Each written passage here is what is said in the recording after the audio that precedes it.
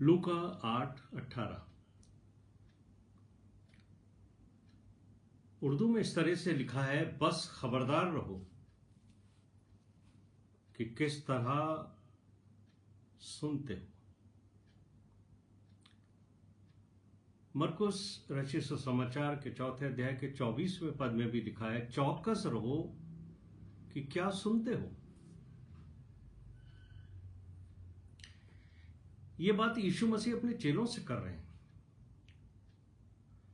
और अगर आप ये कहते हो कि मैं एक विश्वासी हूं, तो यीशु मसीह आपसे भी बात कर रहे हैं और आपको यीशु मसीह की बात पर ध्यान देना चाहिए, क्योंकि यीशु मसीह जानना चाहते हैं कि उसका जो वचन है उसको आप कितना महत्व देते हो।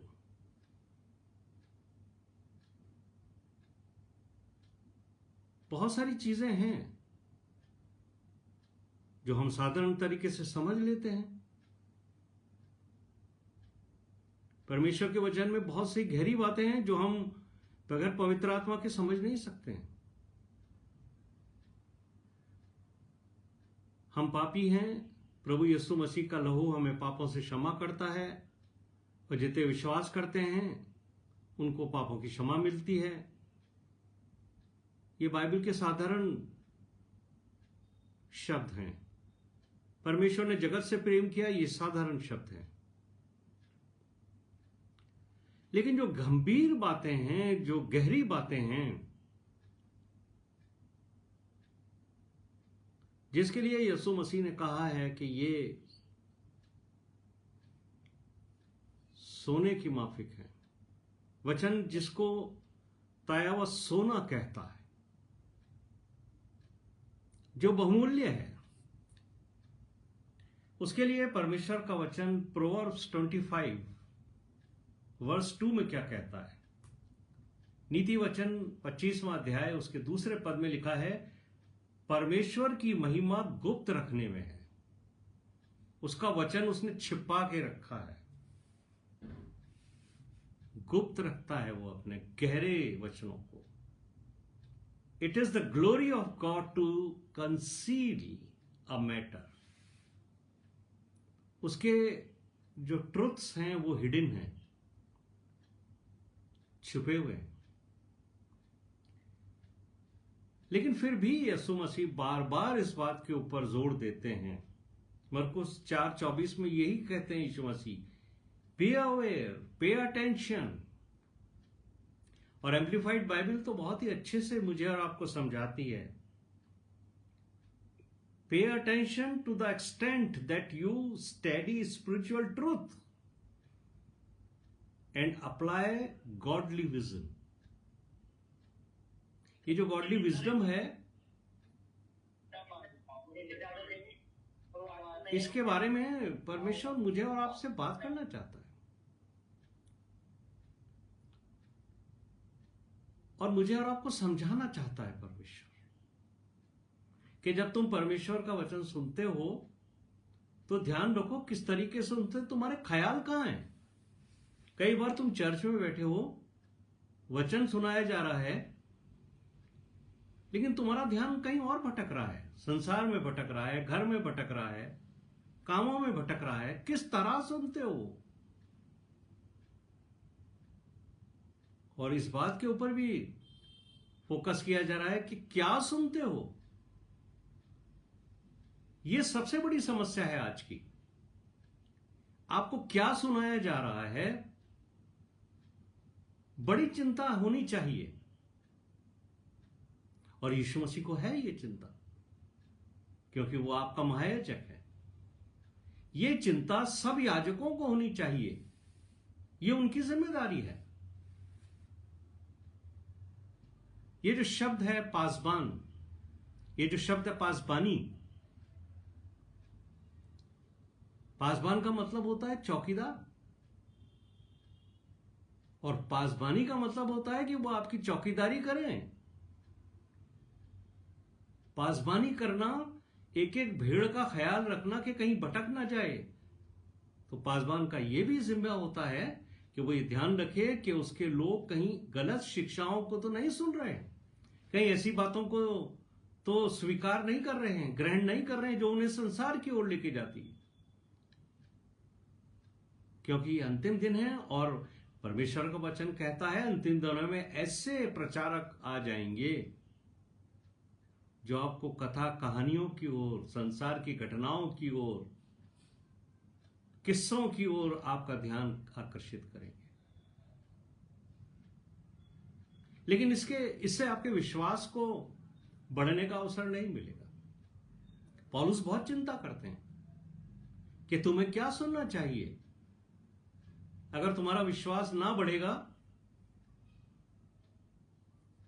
तो पूरा मसीही जीवन व्यर्थ हो जाएगा।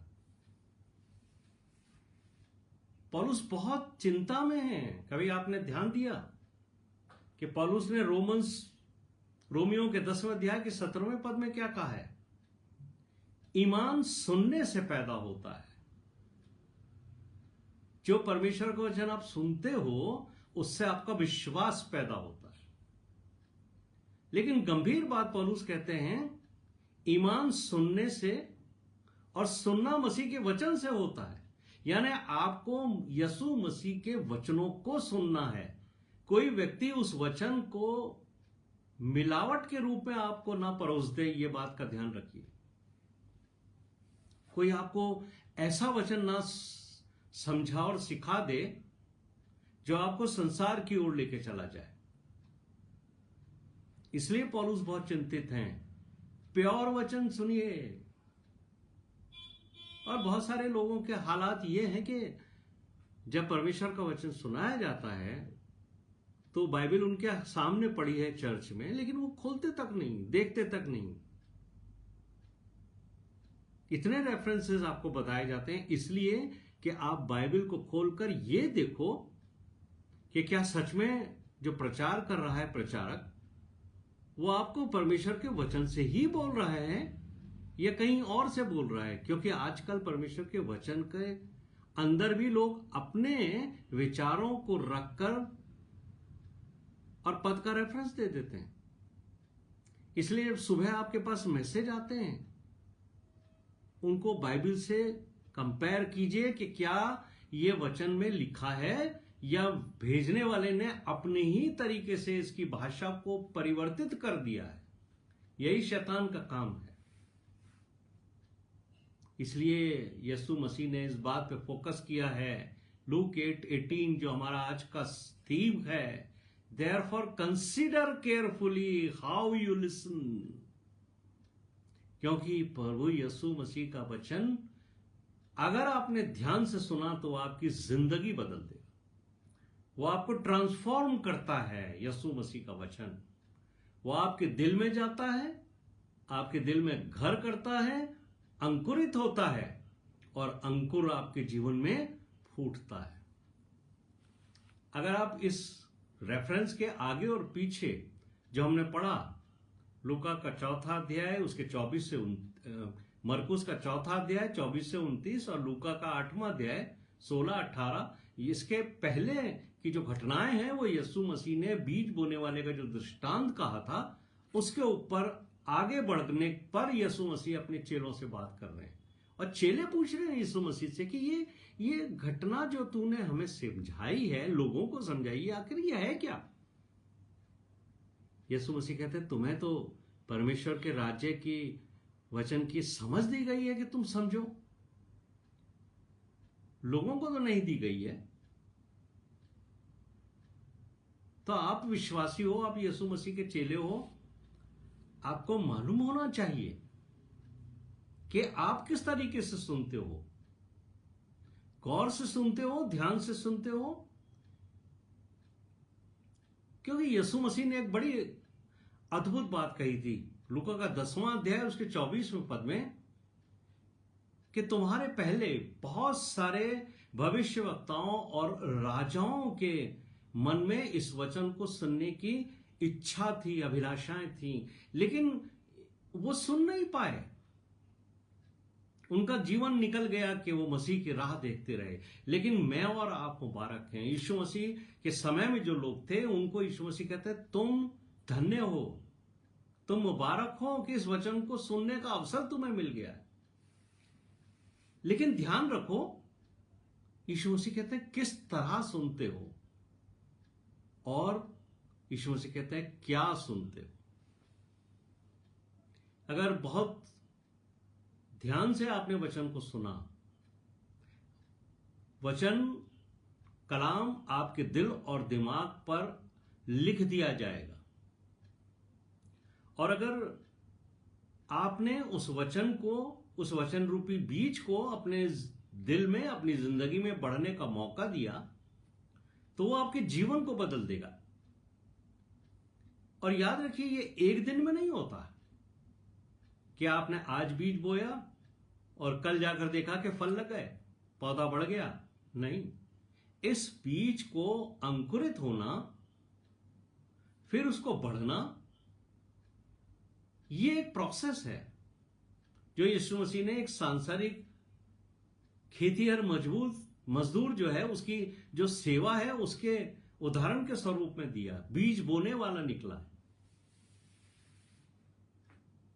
और देखिए, अगर ये वचन मेरे और आपके दिल पर लिखा है तो ये जरूर बढ़ेगा।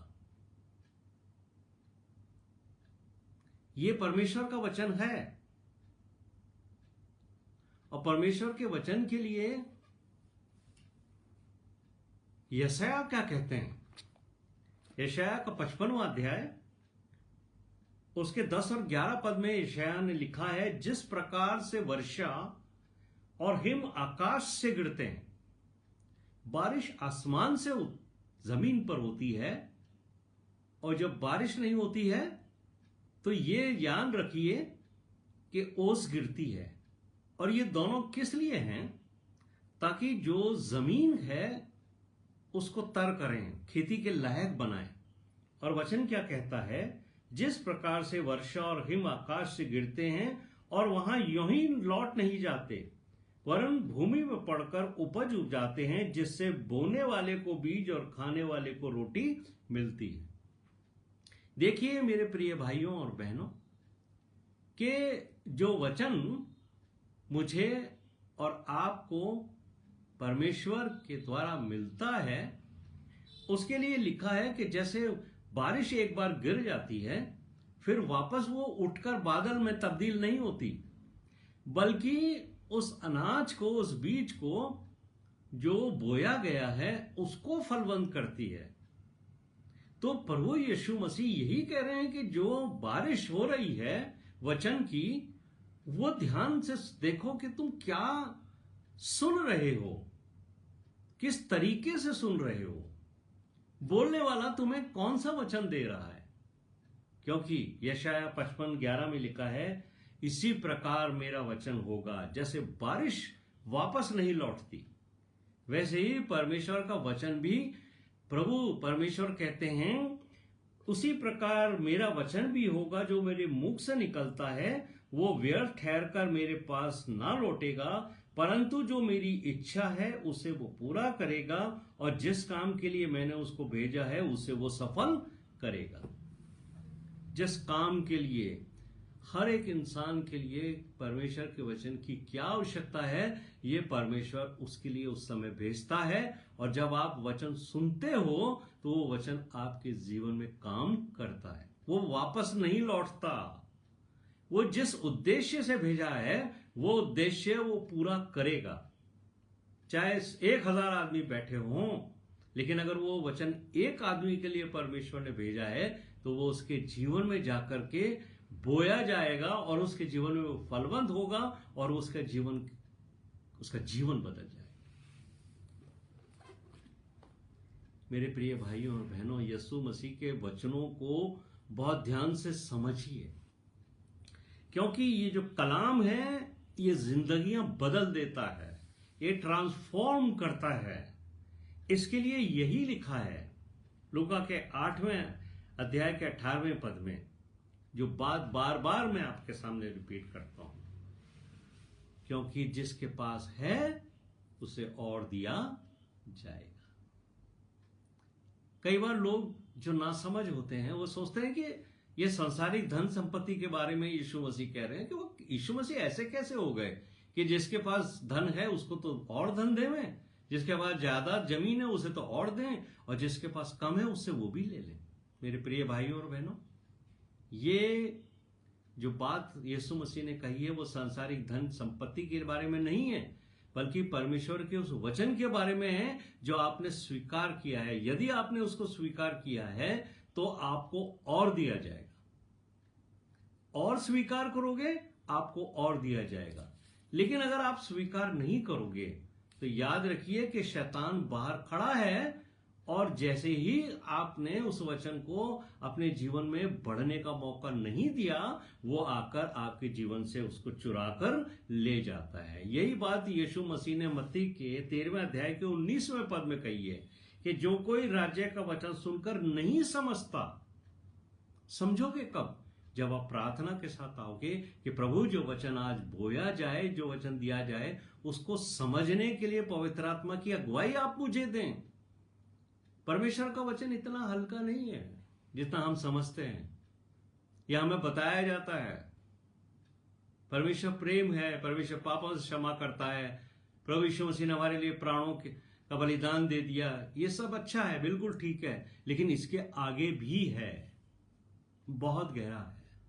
लेकिन अगर आप उसको बढ़ने का मौका नहीं दोगे तो क्या कहते हैं यीशु मसीह मत्ती 13:19 में कि जो कोई राज्य का वचन सुनकर नहीं समझता, उसके मन में जो कुछ बोया गया था उसे वो दुष्ट आकर छीन ले जाता है।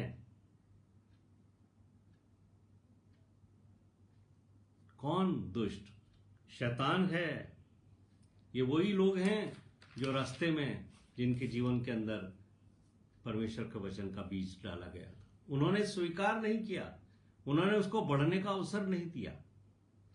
इसलिए यीशु मसीह कह रहे हैं ध्यान से सुनो, खबरदार। मतलब ये जो लैंग्वेज है, हिंदी की लैंग्वेज से आपको इतना वजन नहीं मिलेगा, आपको चौकस रहो नहीं।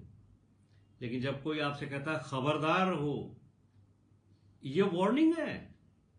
और ये कोई मैं नहीं दे रहा हूं आपको, कोई प्रभु का दास नहीं दे रहा है, ये यीशु मसीह कह रहे हैं। मेरा वचन सुनने के पहले ये ध्यान रखो, खबरदार रहो, क्या सुनते हो। यीशु मसीह ने ये बात जो है बीज बोने वाले के दृष्टांत से मुझे और आपको समझा दी है। लेकिन इसके पहले जो यीशु मसीह ने बात कही थी, जो यीशु मसीह के मुंह से निकला हुआ पहला संदेश था, वो क्या संदेश था? पश्चाताप करो क्योंकि स्वर्ग का राज्य निकट है। और यीशु मसीह का जो अंतिम संदेश है वो भी यही है कि पश्चाताप करो। अक्सर हम मत्ती के आखिरी अध्याय के अंदर जो बात कही गई है कि यीशु मसीह ने स्वर्ग में जाने से पहले ये बात कही कि जाओ सारे संसार को मेरा वचन सुनाओ, ये यीशु मसीह का आखिरी शब्द नहीं है। यीशु मसीह के आखिरी शब्द कौन से हैं? जो उन्होंने स्वर्ग में जाने के बाद यूहन्ना को प्रकाशन में कहे, उन 7 कलीसियाओं के बारे में यीशु मसीह बात करता है, न सिर्फ संसार में बल्कि वो स्वर्ग से भी बात करता है। आपसे और मेरे से कहां से बात कर रहा है? स्वर्ग से बात करता है यीशु मसीह। तो यूहन्ना से उन्होंने क्या कहा था? कलीसियाओं को कहे पश्चाताप करें। पहला संदेश भी पश्चाताप का था, आखिरी संदेश भी पश्चाताप का है। इसलिए यीशु मसीह कहते हैं ध्यान से सुनो, खबरदार रहो कि क्या सुनते हो। मेरे प्रिय भाइयों और बहनों, यीशु मसीह का वचन ताया व सोना है। इसलिए वचन कहता है, वचन के अंदर क्या लिखा है? वचन का लिखने वाला कहता है ताया व सोना मुझसे ले ले ताकि तू धनी हो जाए। यह बात यीशु मसीह ने 7 कलीसियाओं को लिखते हुए रोए में कही है, दर्शन में। अरे तुम तो संसार के धन को इकट्ठा करके ये सोचते हो तुम धनी हो गए हो। अगर तुम्हारे पास मेरा वचन नहीं है तो तुम सबसे ज्यादा गरीब और कंगाल हो, बल्कि अभागे हो। क्योंकि तुमने अपने जीवन में उस वचन को बढ़ने का मौका ही नहीं दिया, जो सोने से भी ज्यादा महंगा वचन। किस तरह से सुनते हो, कैसा वचन सुनते हो, यह समझने की मुझे और आपको कोशिश करनी चाहिए। क्योंकि आजकल लोगों के अंदर एक ऐसी स्पिरिट काम करने लगी है जो वचन से ज्यादा प्रचारकों को महत्व देती है। अगर कोई प्रचारक का नाम आ जाए तो लोग इकट्ठा होते हैं उसको सुनने के लिए। देखिए क्या नई बात कहते हैं, आजकल नई नई बातें सुनाने का शौक भी प्रचारकों को हो गया है। लोगों को अपनी ओर अट्रैक्ट करने के लिए वो कुछ ऐसी बातें कहते हैं जिससे लोग उनके प्रति आकर्षित हो जाएं कि ये हैं साहब, आज तक हमने ऐसी बात नहीं सुनी, क्या भेद भरी बातें कर रही हैं। लेकिन बाइबल खोल के ये वेरीफाई नहीं करते हैं कि क्या सच में बाइबल लिखी है, में ये बात लिखी है या नहीं। और ये बात ओल्ड टेस्टमेंट में हिस्केल नबी ने बड़े ही स्पष्ट शब्दों से कही है। आप लिखा लीजिए इसको, हिस्केल नबी की पुस्तक, यहेजकेल की पुस्तक, और उसका 33वां अध्याय, उसके 30 पद से और 31 पद में यह बात लिखी है।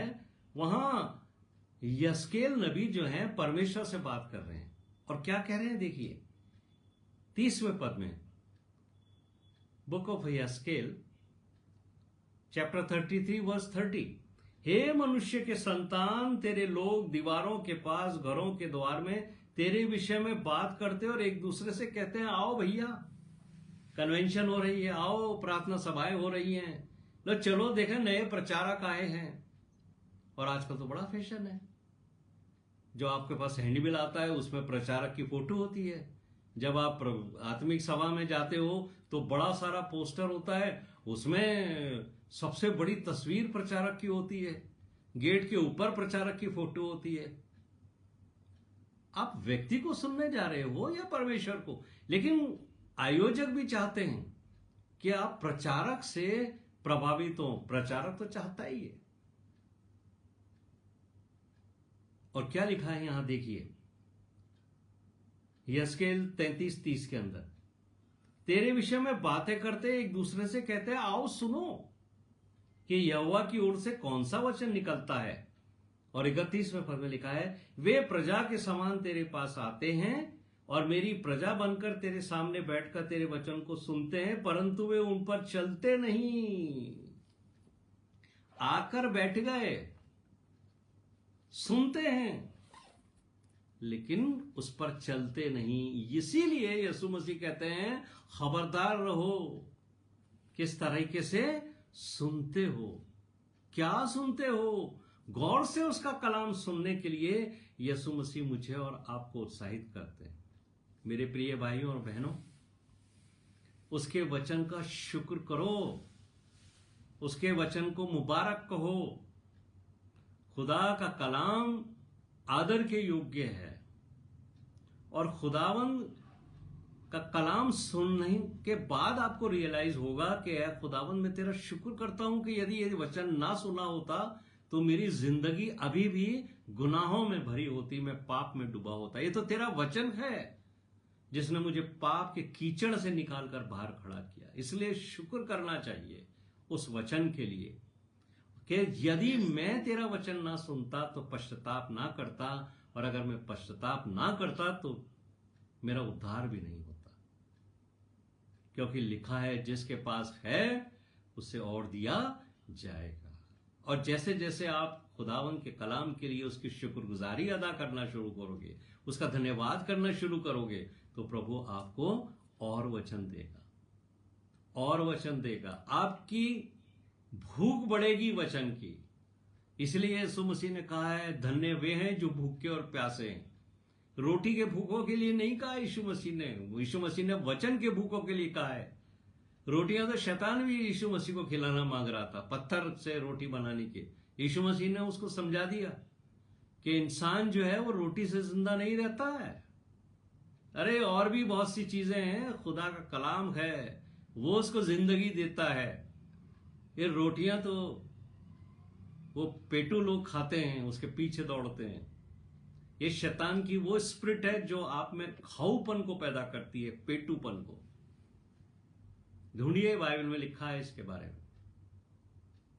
लेकिन यीशु मसीह कहते हैं जिसके पास है उसे दिया जाएगा।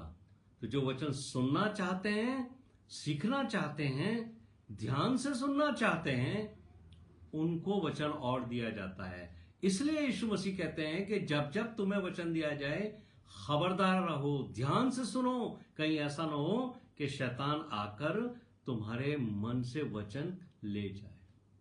इसलिए जो बात यीशु मसीह ने कही है कि जो तुम्हारे पास है वो भी तुमसे ले लिया जाएगा, तो याद रखिए कि यदि अगर वचन को आपने अपने जीवन में बढ़ने का मौका नहीं दिया, तो जब आप छोटे थे, संडे स्कूल में जो आपको वचन सिखाया गया, वो वचन भी शैतान आपके दिल से और आपकी जिंदगी से खींच लेगा। इसलिए ध्यान से सुनिए कि हम में से बहुत सारे लोग दिखावटी विश्वासी हैं।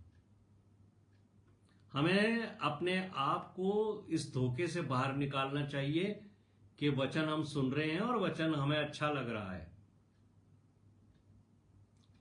परमेश्वर का वचन याकूब अपनी पुस्तक में लिखते हैं, वचन को सुनने वाले मत बनो, उससे कुछ नहीं होगा, सुनते तो बहुत हैं। इसलिए वो कहते हैं वचन पर चलने वाले बनो, क्योंकि जो सिर्फ सुनता है वो अपने आप को धोखा देता है। क्योंकि अगर आप सुनोगे उससे आपके जीवन में कोई चेंज नहीं आएगा। तो आप अपने आप को एनालाइज कीजिए, क्या पिछले वर्षों में और आज के समय में आपकी जिंदगी में कोई परिवर्तन हुआ है क्या? वचन ने आपकी जिंदगी में कोई काम किया है क्या? वो वचन जो आपने सुना, उससे आपके चरित्र में कुछ बदलाव आया है या नहीं? अगर नहीं आया है तो आपके जीवन में वचन काम नहीं कर रहा है। वचन उसी दिन वो शैतान चुरा कर ले गया जिस दिन आपने सुना था।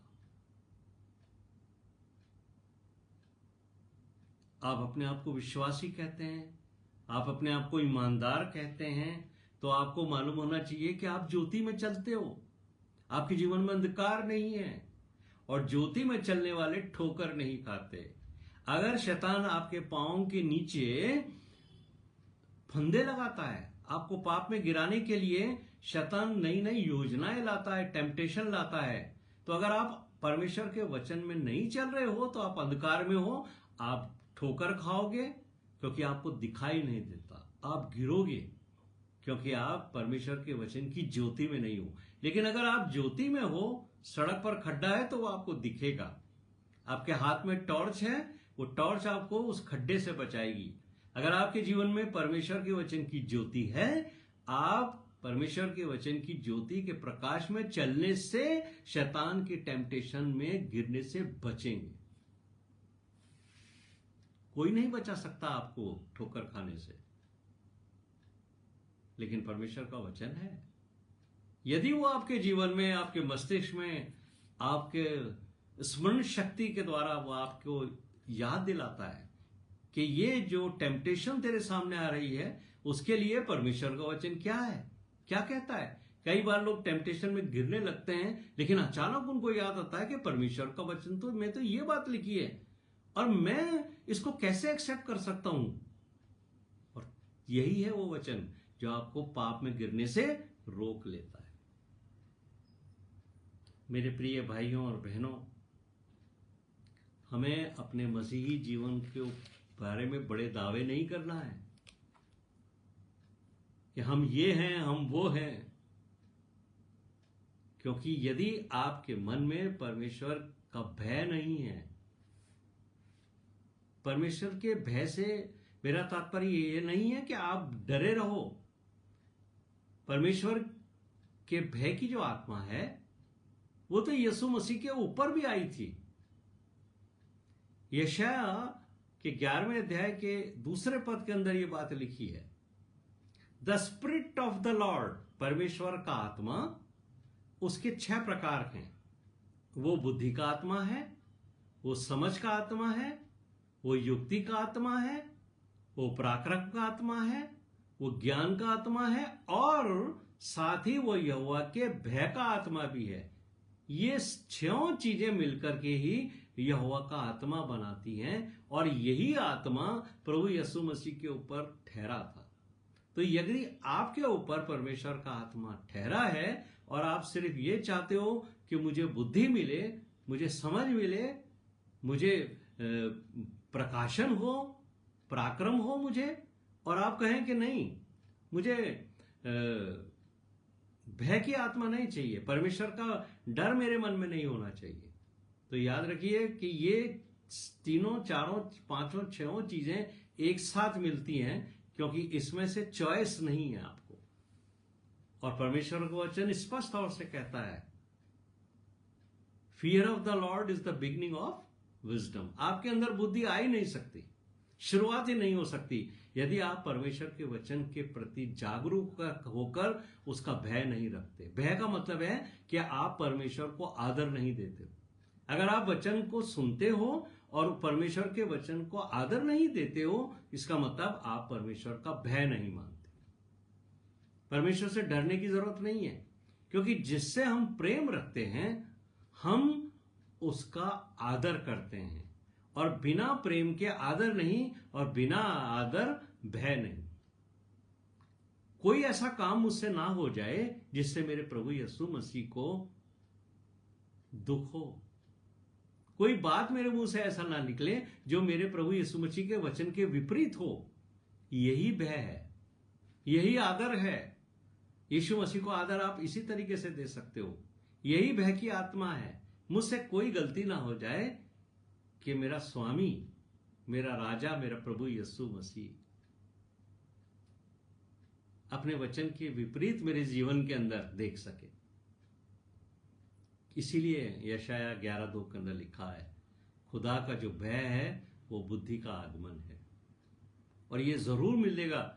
लेकिन यीशु मसीह कहते हैं, ध्यान से सुनो, खबरदार रहो, क्या सुनते हो, क्योंकि यही बात यीशु मसीह ने कही है, ये वचन जो तुम्हें दिया गया है ये मेरा वचन नहीं, मेरे भेजने वाले का वचन है। तो यदि आप इस वचन को तुच्छ समझते हो, स्वीकार नहीं करते, इसके अनुसार नहीं चलते हो, तो ना सिर्फ आप यीशु मसीह को रिजेक्ट करते हो, बल्कि आप परमेश्वर पिता को भी रिजेक्ट करते हो। इसीलिए ओल्ड टेस्टमेंट में सबोपदेशक 12 अध्याय के 14वें पद में लिखा है, क्योंकि परमेश्वर सब कामों और सब गुड बातों का, चाहे वो भले हो या बुरी, न्याय करेगा। मुझे और आपको न्याय सिंहासन के सामने खड़ा होना है। ये मत सोचिए कि आपने यीशु मसीह को स्वीकार कर लिया, या यीशु मसीह के आप किसी विश्वासी परिवार में पैदा हो गए, किसी मसीही परिवार में अपना जन्म हो गया, तो आपकी कोई सीट वहां रिजर्व हो गई कि यीशु मसीह जो है वो खट आपके लिए दरवाजा खोल लेंगे। आपको पहले न्याय सिंहासन के सामने से गुजरना पड़ेगा, और वहां आपको जस्टिफिकेशन यीशु मसीह के लहू से मिलेगा, जो आपके पापों को क्षमा करता है। लेकिन पापों की क्षमा के बाद, एक बार पापों की क्षमा मिलने के बाद, फिर आपको पाप में नहीं गिरना है। ये बात मैं नहीं कह रहा हूं। अभी तक आपने कैसे भी पाप किए हो, अगर आप प्रभु यीशु मसीह के पास आके कहते हो, प्रभु मुझसे गलती हुई, मुझे क्षमा कर, तो प्रभु आपके वचन, अपने वचन के अनुसार आपके सब पापों को क्षमा करेगा। लेकिन फिर यीशु मसीह क्या कहता है आपको, ये आप परमेश्वर के वचन से समझ सकते हैं।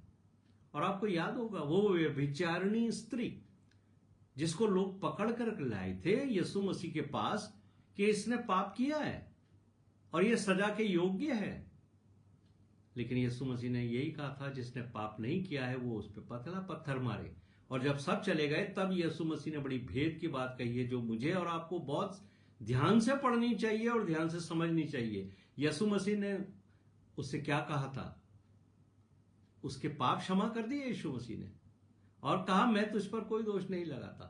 दोष लगा सकता था यीशु मसीह, क्योंकि वही एक व्यक्ति था मनुष्य के रूप में जिसने कोई पाप नहीं किया था, तो उसको तो अधिकार था कि वो उसके ऊपर पत्थर फेंक सकता था। लेकिन यीशु मसीह इस संसार में पत्थर फेंकने के लिए नहीं आया, बल्कि लोगों को बचाने के लिए आया। और जब यीशु मसीह ने उस व्यभिचारिणी स्त्री के पापों को क्षमा किया, तब क्या कहा था उसे, अब आगे से पाप मत करना।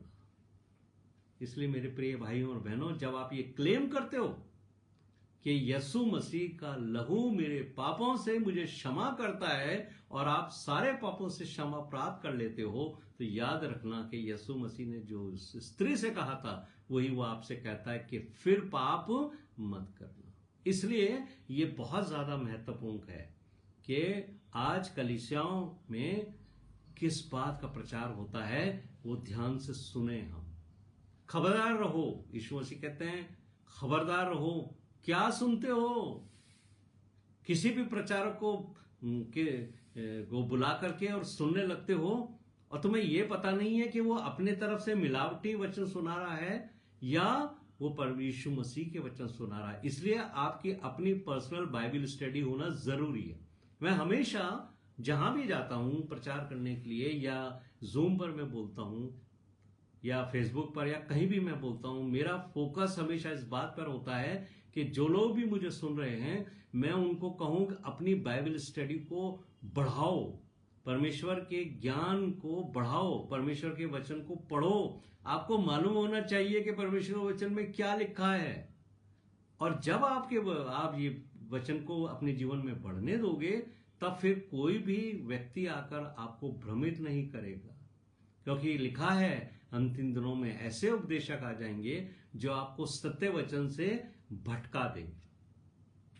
मेरे प्रिय भाइयों और बहनों, यशाया के 11वां अध्याय उसके दूसरे पद में जो परमेश्वर का आत्मा है, जो मुझे और आपको चाहिए, जिसके लिए हम कहते हैं होली स्पिरिट हमें मिले, वो होली स्पिरिट हमें बुद्धि भी देती है, हमें समझ भी देती है, युक्तियां निकालने के लिए हमें प्रकाशन देती है, पराक्रम देती है, ज्ञान देती है, लेकिन साथ ही वो हमारे मन में परमेश्वर के प्रति आदर को पैदा करती है, जिसको हम कहते हैं फियर ऑफ द लॉर्ड। परमेश्वर के भय को भी उत्पन्न करती है, क्योंकि हम बहुत आदर देना है। ये सिखाती है वो कि कैसे हमें परमेश्वर को आदर देना है। इसीलिए बहुत सारी बातें परमेश्वर के वचन में लिखी है। वचन को बहुत महत्व दीजिए। सबोपदेशक 5वें अध्याय के पहले पद में लिखा है, सुनने के लिए समीप जाना। परमेश्वर के वचन को सुनने के लिए समीप जाना मूर्खों के चढ़ावे से उत्तम है। उनको ये पता नहीं है, वो सोचते हैं कि हम बहुत धन दे करके और परमेश्वर को प्रसन्न कर लेंगे। और आजकल ऐसी शिक्षा दी जाती है आपको, जो जितना बोएगा उसको परमेश्वर 1000 गुना लौटा देगा। तो आप कोशिश करते हो कि प्रचारक ने कहा है कि आज 1000 रुपए बो दो, 5000 बो दो, परमेश्वर में 50,000 दे देगा। परमेश्वर ये देने और लेने का काम नहीं करता है, ये बिजनेस दुनिया में होता है। परमेश्वर आपकी सब आवश्यकताओं को पूरी करेगा, ये उसका वादा है। वो चिड़ियों की भी करता है, जानवरों पक्षियों की सबकी सुधि लेता है, आपकी भी लेगा। लेकिन वो ये आपसे उम्मीद करता है कि आप उसके वचन पे खराई से चलो। और खराई से आप तब चलोगे जब आप खबरदार रहोगे, आप चौकन्ने रहोगे, आपका चित्त जो है वो ठिकाने रहेगा कि क्या सुनते हो, किस तरीके से सुनते हो, कितना लाइटली लेते हो, कितना गंभीरता से लेते हो, और फिर किस तरीके से उसके ऊपर चलते हो। यूहन्ना का 12वां अध्याय उसके 48वें पद में मैं इसको आपको एक बार फिर इसको रिपीट कर रहा हूं कि जो व्यक्ति प्रभु यीशु मसीह के वचन को तुच्छ समझता है, यीशु मसीह ने स्पष्ट कहा है कि जो मुझे तुच्छ समझता है वो कौन है? वो विश्वासी नहीं है, ना वो मेरा चेला है, बल्कि यही वचन उसको अंतिम दिन दोषी ठहराएगा। इसलिए प्रभु के वचन को सुनते हुए इस वार्निंग को ध्यान रखो, किस तरह से सुनते हो और क्या सुनते हो। प्रभु इस वचन के ऊपर हमें आशीष दे, आमीन। आइए हम प्रार्थना करें। हमारे जीवित महान और अत्यंत दयालु स्वर्ग के पिता, हम आपका धन्यवाद करते हैं कि आपके वचन से हमने ये सीख लिया प्रभु कि वचन जब भी हम सुने तो हम किस तरीके से सुने, क्या सुने, कि उस वचन से हमारे जीवन में प्रत्येक दिन कुछ ना कुछ परिवर्तन आए। सब बातों में हम आपको आदर महिमा देते हैं। इस वचन को जो पवित्र आत्मा के द्वारा बोया गया है, हमारे सुनने वाले लार्जर फैमिली के हर एक सदस्य को उसके जीवन में बढ़ने का अवसर दें। यह अंकुर एक वृक्ष हो जाए और सब इतने विश्वास में मजबूत हों कि प्रभु ये वचन जो उन्होंने सुना और सीखा है, जिस पे वो चलें, वो उनको विजयी दिलाए और आपके न्याय सिंहासन के सामने खड़े होकर प्रभु जी आपके हृदय को प्रसन्नता दे। इस प्रार्थना को हमारे उद्धारकर्ता प्रभु यीशु मसीह के नाम से मांगते, जिसने कहा जब तुम प्रार्थना करो तो कहो, ऐ हमारे बाप तू जो आसमान पर है